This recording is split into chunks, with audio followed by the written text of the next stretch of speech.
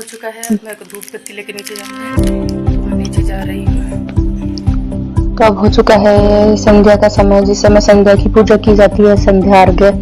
तो उसमें इतने ढेर सारे फ्रूट रखे जाते हैं हर तरह तरह के, क्योंकि जो हमें छठ माता ने दिया है वो सब हमें अर्पण किया जाता है। पान के पत्ते, फूल, सुपारी, सिंदूर, ऑरेंज वाला सिंदूर माता को चढ़ाया जाता है। और ये कुशा की घास होती है जो इसको मिट्टी में गाड़ कर छठ माता के रूप में यहाँ पर स्थापित किया जाता है। और दीपक कलश के ऊपर चावल कटोरी में रखते हैं, घर की सुख समृद्धि के लिए, बच्चों की सुरक्षा के लिए दीपक जलाया जाता है। फिर इस तरह से स्नान कराकर फिर पुष्प वगैरह चढ़ाए जाते हैं, सिंदूर चढ़ाया जाता है, धूप बत्ती आरती की जाती है।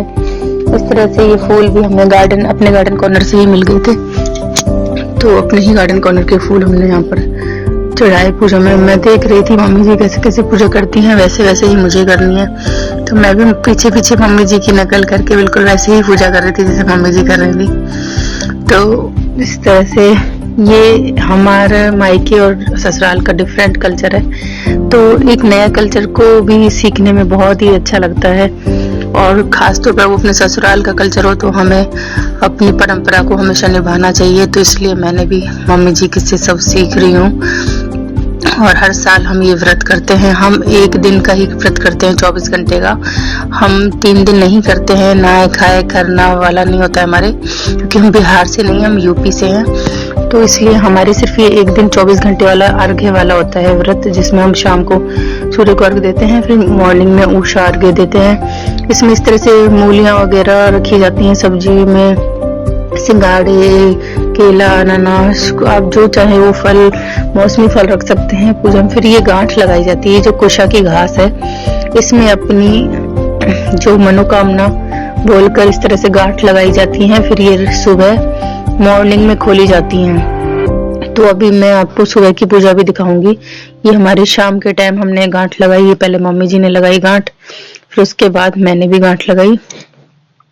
तो जैसे छठ माता का है तो सबका अलग अलग तरीका होता है पूजा का। हमने 6 गांठ लगाई, 6, क्योंकि ये छठे भाग से उत्पन्न हुई है षष्ठी माता। ये सूर्य की बहन है और सृष्टि का निर्माण करने में इनका बहुत बड़ा सहयोग होता है। जब सृष्टि का सृजन हो रहा था, तो जब सृष्टि के छठे भाग से उत्पन्न हुई थी षष्ठी माता, तो इनको छठी माता का नाम दिया गया। और ये सदैव संतान प्राप्ति के लिए इनकी पूजा की जाती है, और संतान की रक्षा के लिए, उसकी सुख समृद्धि सफलता के लिए छठी माता का पूजन किया जाता है। ये सदैव ही हमारे बच्चों का मार्गदर्शन करती हैं और उन्हें सही रास्ते पर ले जाती है। फिर मैंने भी गांठ लगाई है इसकी कुशा की घास में।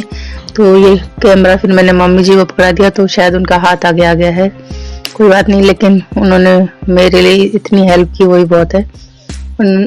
तो इस तरह से मैंने कुशा में मैंने भी गांठ लगाई। और आज मैंने हाथों में भी चूड़ियां दूसरी बिल्कुल न्यू बैंगल्स पहनी थी। ये मेरी मम्मी ने मुझे गिफ्ट की थी, तो मैंने सोचा क्यों ना आज छठ के दिन इन्हें पहना जाए। तो फिर ये मेरी साड़ी के साथ मैच भी कर रही थी।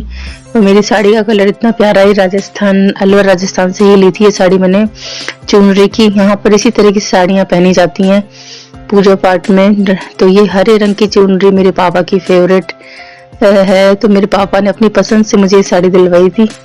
तो ये मेरी फेवरेट साड़ी में भी आती है, तो इसे मैं हमेशा छठ पर जरूर पहनती हूँ। कोई कहते हैं हर बार सब लोग अलग अलग तरह की साड़ियाँ पहनते हैं, लेकिन मुझे ये साड़ी छठ पर पहनना इसलिए पसंद है क्योंकि एक तो इसमें ब्लेसिंग्स छुपी हैं मेरे पापा की, मम्मी की, और दूसरी बात इसका जो कलर है ना, ग्रीन कलर, और उसके साथ रेड का कॉम्बिनेशन भी होता है, बहुत ही अच्छी लगती है और एवरग्रीन है। हम जिस साड़ी को पूजा में पहनते हैं वो साड़ी भी हमारी पवित्र हो जाती है, और उसे हमें हर बार पूजा में जरूर पहनना चाहिए। जितना कपड़ा पुराना होता है उतना ज्यादा उसकी क्वालिटी होती है अच्छी। तो इसलिए मेरे को ये साड़ी मेरी बेस्ट साड़ी है, और पूजा पाठ के लिए मुझे तो ये कलर बहुत पसंद है। आपको कैसी लगी मुझे कमेंट में बताइएगा। फिर इस तरह से हम वेदी के धूप बत्ती वगैरह की आरती की, और इस तरह से पैर छूते हैं वेदी पर अपने दुपट्टे से, और कुशा के पास भी इस तरह से अपने दुपट्टे से पैर छूते हैं। फिर ये सब सामग्री हमारे पूजन में होती हैं इवनिंग में। अभी सुबह की सामग्री अलग होंगी तो उसमें मैं दिखाऊंगी क्या क्या भोग लगाया जाएगा। और इसको शाम में हमने सबने, मैंने और मम्मी जी ने गांठ बांध दी है। ये पूजन सामग्री, पान का पत्ता, बेदी बनाई जाती है, कलश रखा जाता है, मूली फल फ्रूट रखे हैं एक भगोने में, सागर के रूप में वो रखा जाता है। अब साड़ी हमें पहनी होती है जो हमें है मॉर्निंग का, संध्या में पूजा में पहनी होती है। तो अब हम जा रहे हैं पूजा करने के लिए। बच्चों का लंच बॉक्स रेडी है, लंच बॉक्स भी मैंने बना दिया है। बच्चों का लंच बॉक्स बनने का नहा धोकर रेडी होकर मैं पहुंच गई नीचे। अभी अंधेरा ही था और मॉर्निंग में ही पूजा करनी होती है सूर्योदय से पहले। तो फिर मैं नीचे पहुंची जैसे ही तो सारी तैयारियां हो चुकी थी हमारी। जो मम्मी जी ने ये पिड़िया बनाई थी, चावल के आटे को भूनकर, जैसे आटे के लड्डू बनते हैं ऐसे चावल के आटे के इस शेप में लड्डू बनते हैं। और ये पूरियाँ भी बनाई जाती हैं भोग लगाने के लिए। तो इस तरह से इतनी सारी पूरियाँ बनती हैं। और फिर दीपक प्रज्वलित किया, शुभम करोति कल्याण आरोग्यम धन शत्रु बुद्धि विनाशः दीप ज्योति ने। फिर मम्मी जी से पूछ कर मैंने भी पूजा की मम्मी जी के साथ, और सब कुछ अच्छे से बड़े ध्यान से सब कुछ सीखा मैंने। तो मम्मी जी और से पूछ रही थी कि तुमने जल चढ़ाया, पुष्प चढ़ाया? तो मैंने कहा हाँ बिल्कुल, जैसे जैसे आप कर रहे हो वैसे ही किया है मैंने सब।